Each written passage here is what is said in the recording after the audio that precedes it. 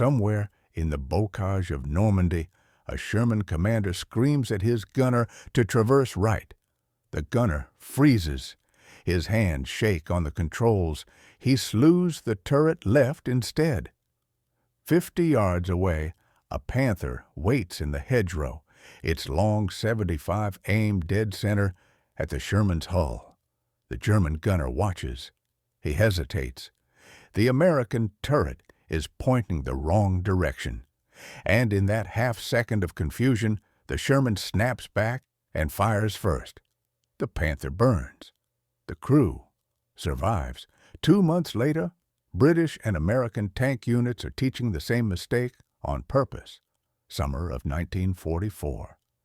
The hedgerow country of Normandy is a slaughterhouse for armor.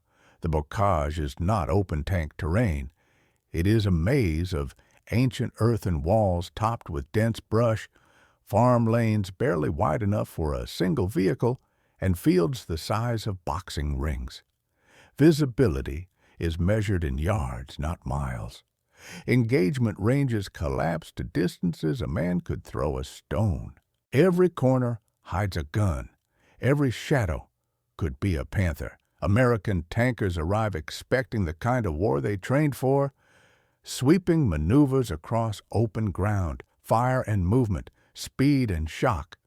What they find instead is a knife fight in a closet. The M4 Sherman is not built for this. Its 75-millimeter gun cannot penetrate the frontal armor of a Panther or Tiger at any range. Its own armor is thin enough that a Panzerfaust fired by a teenage conscript can punch through the side and turn the interior into a crematorium. Crews call the Sherman the Ronson. Lights every time. They also call it the Tommy Cooker. The names are not affectionate. The statistics are brutal. In the first 6 weeks after D-Day, American armored divisions lose more tanks than they receive as replacements. Some units report 200% turnover in vehicles. The men inside those vehicles do not survive at anything close to that rate. Burned, dismembered, vaporized. The bocage swallows them without ceremony. German anti-tank doctrine is refined and lethal. POC 40 guns are dug into hedgerow bases, invisible until they fire. Panthers and Panzer IVs wait in ambush positions, engines off, crews silent, watching for movement. The first shot is almost always the Germans. The first shot is almost always fatal. Into this grinder come thousands of young men who have never seen combat. Replacements straight from Fort Knox or Camp Hood. Boys who learned to drive tanks on the flat ranges of Kentucky and Texas. Boys who have never heard an .88 crack past their heads. Boys who will learn or die, often within the same hour. If this history matters to you, tap like and subscribe. Private First Class Eddie Kowalski is 19 years old. He is the gunner on a Sherman named Lucky 7 in the 3rd Armored Division's Company C. The name is ironic. The tank is on its 3rd crew. The previous 2 did not survive their first week in the hedgerows. Kowalski grew up in South Bend, Indiana. His father worked the line at Studebaker. His mother kept house and raised 4 children on wages that barely covered rent. Eddie was the youngest. He learned to fix cars in his father's garage, learned patience from watching his old man diagnose engine trouble by sound alone, learned that panic solved nothing and made everything worse. He enlisted in January of 1944, 3 days after his 18th birthday. He wanted armor because tanks seemed safer than infantry. He trained at Fort Knox through the spring. He qualified as a gunner. His instructors noted his steadiness on the controls, his ability to track moving targets, his calm under simulated stress. One evaluation described him as methodical, but not slow. He shipped to England in May. He crossed to France in July. He was assigned to Lucky 7 on July 18th. He met his crew that afternoon. Tank commander was Sergeant Bill Harrigan, a 24-year-old from Boston, with 3 weeks of combat experience and a Silver Star from a skirmish near St. Lo. Driver was Corporal Pete Jankowski, 21, Chicago, quiet and competent. Loader was Private Tommy Reeves, 20, somewhere in Oklahoma, nervous and fast with his hands. Bow gunner and assistant driver was Private Leo Martinez, 19, same age as Kowalski, from a ranch outside El Paso. They were strangers. They would become a family, but first they had to survive. The bocage teaches its lessons fast. On July 20th, Lucky 7 is part of a column moving south through a narrow lane between hedgerows. The lead tank, a Sherman named Hellcat, rounds a bend and explodes. No warning, no muzzle flash visible. Just a sound like a giant slamming a door and then fire pouring from every hatch. The column halts. Harrigan orders Kowalski to traverse right, scanning the hedgerow for the gun that killed Hellcat. Kowalski obeys. His hands are slick on the controls. His heart hammers. Through the periscope, he sees nothing. Leaves, shadow, dirt. The gun could be anywhere. They sit for 20 minutes while infantry works forward. They find the POC 40 eventually, abandoned, its crew already withdrawing. The Germans do not need to stay. They have done their work. Hellcat burns for an hour. Nobody gets out. That night, Kowalski lies in a foxhole and stares at the sky. He cannot sleep. He keeps seeing the fireball, keeps hearing the silence afterward, keeps thinking about how close they were. 30 yards behind Hellcat. 30 yards from being the ones who burned. He starts to notice things, small things. The way German gunners wait. The way they hold fire until the American turret swings toward them. The way the first shot always comes after the Sherman shows intent. He does not have words for it yet. But his instincts are mapping a pattern. On July 24th, the pattern crystallizes. Lucky 7 is advancing through a farmyard when Harrigan spots movement in a barn 80 yards ahead. He calls for Kowalski to traverse. Kowalski begins to swing the gun toward the threat, and then something happens that he cannot explain. His hands slip. The turret jerks left instead of right. He is pointing the gun away from the barn toward an empty field. He reaches to correct. Harrigan is shouting, and in that frozen moment, the barn lights up. A Panther fires from the shadows inside. The round misses. It passes behind the turret, exactly where the gun would have been if Kowalski had traversed correctly. The Germans saw the turret moving away and fired early, anticipating the snapback, miscalculating by a fraction. Kowalski's hands find the controls. He slews the turret back hard and fast. The crosshairs find the Panther's flank. Exposed now that it has fired, its muzzle flash a beacon in the darkness of the barn. Kowalski fires. The round punches through. The Panther shudders, smokes, burns. Lucky 7 backs out of the farmyard. Nobody speaks for a long moment. Then Harrigan asks, "What the hell happened?" Kowalski says he slipped. Harrigan says he almost got them killed. Kowalski does not argue, but that night, lying in another foxhole, he thinks about it. The slip, the miss, the survival. The German had fired first, but he had fired it where the gun should have been, not where it was. He had anticipated the traverse and shot early, and because Kowalski's turret was pointing the wrong direction, the anticipation was wrong. Cause and effect. He mentions it to Harrigan the next morning. The sergeant listens. He frowns. He says Kowalski got lucky, but there is something in his eyes, a flicker of interest, that suggests he is not entirely dismissing it. 2 days later, they test it. The situation is almost identical. A hedgerow crossing, suspected gun position ahead, no clear target. Harrigan tells Kowalski to traverse left, away from the suspected threat. Kowalski hesitates. Harrigan repeats the order. Kowalski obeys. The turret swings left. The gun points at nothing. They wait.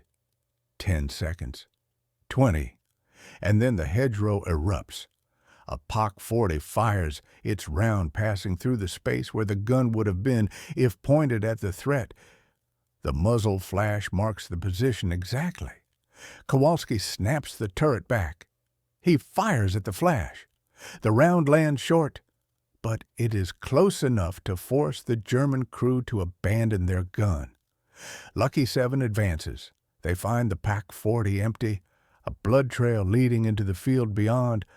Harrigan is quiet for a long time. Then he says they need to tell someone about this. The company commander is Captain Marcus Webb, 28, West Point class of 1940, 3 months in theater, practical and open-minded. Harrigan explains the technique. Kowalski demonstrates on paper, sketching the angles, the timing, the logic. Webb listens. He asks questions. He does not dismiss it. He tells them to try it again, deliberately, under controlled conditions if possible. He wants data before he passes it up the chain. Over the next week, Lucky 7 uses the technique 4 more times. Not every engagement allows it. Sometimes the situation demands immediate fire. Sometimes there is no time for deception. But when conditions permit, when they suspect a hidden gun but cannot locate it, they bait. Turret away, wait for the shot, snap back. Fire at the flash. It works 3 times out of 4.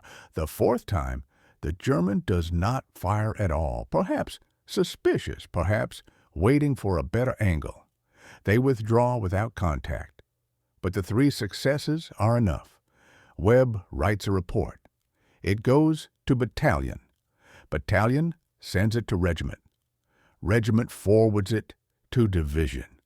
And somewhere in the chain, someone with authority reads it and decides it deserves wider distribution. By mid-August, the technique has a name. Tankers call it the bait traverse.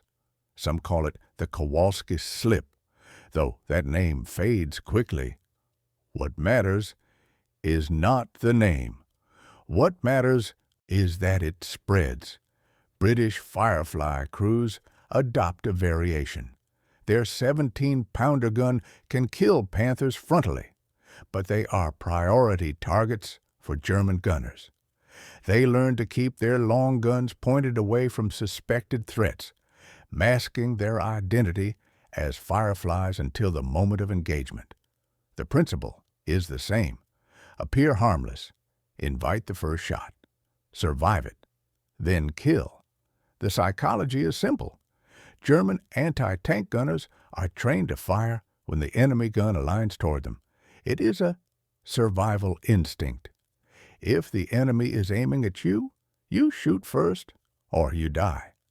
The bait traverse exploits this instinct. By appearing to aim elsewhere, the Sherman crew triggers a premature shot, a shot aimed at where the gun should be, not where it is. The German fires first. The German misses. The German reveals his position. And the Sherman, turret snapping back, fires second and survives. Captured German gunners mention it in interrogations. They describe American tanks behaving strangely, turrets wandering, guns pointed at empty fields. Some thought the crews were dead or wounded. Some thought the tanks were damaged. Some fired anyway out of caution and regretted it. The ones who waited, who held fire until the gun pointed directly at them, often never got the chance to shoot at all. It does not always work. Nothing always works in combat. Sometimes the German waits. Sometimes the German's aim is true despite the deception. Sometimes the geometry is wrong, the angles too tight, the range too close for reaction time. Men still die. Shermans still burn. But the numbers shift. After-action reports from August and September show a measurable improvement in crew survival rates during close-range engagements. Intelligence analysts note an increase in German guns abandoned before destruction, their crews withdrawing after giving away their positions. Tankers report increased confidence in hedgerow fighting. The technique persists beyond the bocage. It appears in the fighting through Belgium and into Germany. It is refined, modified, adapted to new terrain and new threats. Experienced crews teach it to replacements. It becomes part of the institutional knowledge, passed down through debriefs and barroom conversations. After the war, it enters doctrine. Armored training manuals in the 1950s include sections on gun deception and false orientation. The language is clinical, stripped of the terror that gave birth to it, but the principle remains. Appear to threaten one direction, invite response, react to the response. The enemy who shoots first at the wrong target is the enemy who dies. Modern tank crews still learn it. The terminology has changed. The technology has evolved. Thermal sights and laser rangefinders and computerized fire control have transformed armored warfare beyond anything a Sherman crew would recognize. But the psychology endures. Misdirection before engagement. Bait the shot. Survive the reveal. Eddie. Kowalski survives the war. Lucky 7 survives the war, though it is rebuilt twice after catastrophic damage, the name transferred to replacement hulls, the crew adapting each time. Harrigan is wounded in the Hurtgen Forest and evacuated. Jankowski takes over as commander. Kowalski is promoted to sergeant. He leads the crew through the Bulge, through the Rhineland, into Germany. He returns to South Bend in August of 1945. He takes a month to readjust. The sounds still follow him. The smell of burning oil and something worse. He wakes up sweating some nights, reaching for controls that are not there, but the nightmares fade. Time does what time does. He goes back to the Studebaker plant. He works the line for 35 years. He marries a girl he met at a church dance in 1946. They raise 4 children. He does not talk much about the war. When his sons ask, he tells them he was a tanker, he saw some things, he was lucky to come home. He does not mention the slip. He does not mention the technique. In 1978, a military historian researching armored tactics in Normandy finds a reference to the bait traverse in a division after-action report. The report mentions a crew from the 3rd Armored Division, a gunner named Kowalski, a technique developed in the field. The historian writes a letter to South Bend. Kowalski responds. He is 53 years old. He remembers the slip, the farmyard, the Panther burning. He remembers Captain Webb and the reports, and the strange feeling of watching his mistake become doctrine. He answers the historian's questions in a 3-page letter, handwritten, precise, unembellished. The historian includes the account in a monograph on Normandy tank tactics. It is read by a few hundred specialists. Kowalski's name appears in a footnote. He does not seek recognition. He does not claim credit. He mentions the letter to his wife, but not to his children. He dies in 1994. He is 69 years old. His obituary in the South Bend Tribune mentions his service in the war. It mentions his years at Studebaker. It does not mention the technique, but the technique survives. It is taught at Fort Benning and Fort Knox and armor schools around the world. It is practiced in simulators and on gunnery ranges and in the deserts of the Middle East. The young men who learn it do not know where it came from. They do not know that a 19-year-old gunner with slick hands and a pounding heart discovered it by accident in a Norman farmyard 80 years ago. They only know that it works, that misdirection wins, that the enemy who fires first at the wrong target is the enemy who loses. Sometimes the difference between burning and surviving is which way the turret points. Sometimes the man who finds the answer does not even know what he has done until years later, when a letter arrives from a historian asking questions about a war that never stops. Echoing. Eddie Kowalski knew. He just never needed anyone else to say it mattered. The men who came home because of him, the ones who used his technique and survived engagements they should not have survived, they did not know his name. They only knew the lesson. Point the gun the wrong way. Let the enemy shoot first, then kill him. It sounds like a mistake. It was, and it saved lives.